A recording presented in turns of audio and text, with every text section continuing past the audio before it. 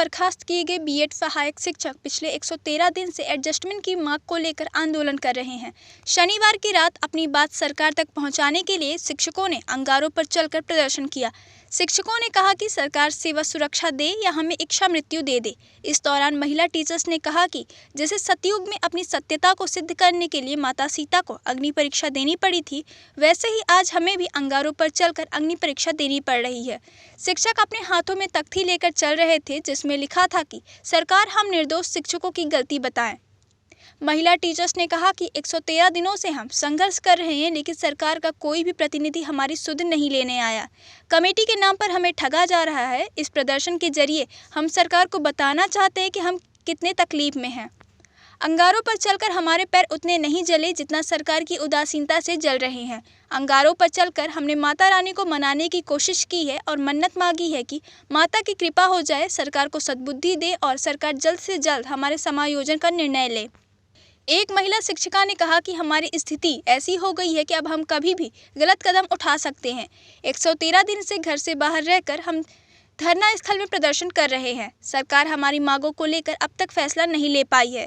सरकार से हमारी मांग है कि या तो हमें नौकरी सुरक्षा दे दे या तो हमें इच्छा मृत्यु दे दे। हम क्या करें अब हमें समझ नहीं आ रहा है। अगर हम कुछ भी गलत कदम उठाते हैं तो उसकी जिम्मेदारी सरकार की रहेगी। महिला शिक्षिका ने कहा कि नवरात्रि के दौरान हमने चुनरी यात्रा निकालकर माँ दुर्गा की आराधना की है और अब अंगारों पर चलकर भी हम अपनी बात सरकार तक पहुँचाने की कोशिश कर रहे हैं, लेकिन इसके बाद भी हमारी मांगों को अनदेखा किया जा रहा है।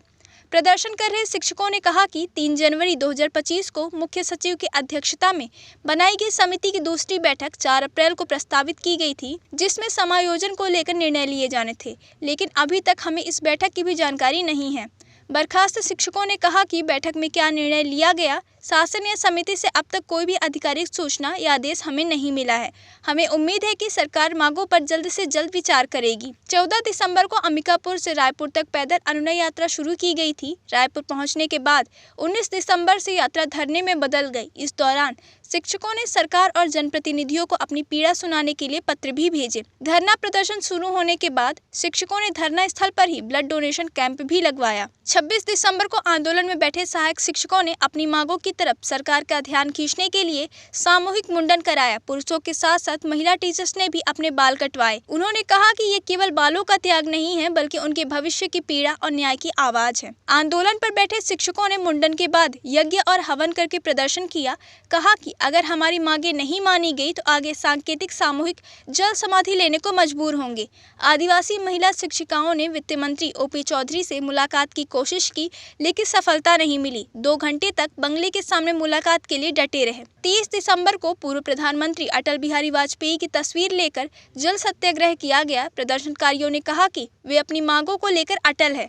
सरकार तक ये संदेश देना चाहते हैं कि सुशासन में हमारी नौकरी भी बचा ली जाए और समायोजन किया जाए। सभी प्रदर्शनकारियों ने मिलकर माना स्थित बीजेपी कार्यालय कुशाभाऊ ठाकरे परिसर का घेराव किया।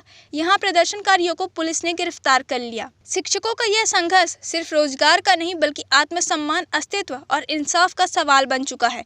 बार बार वादों और कमेटियों के नाम पर छल किए जा रहे ये शिक्षक लोकतंत्र के सामने एक बड़ा सवाल खड़ा कर रहे हैं।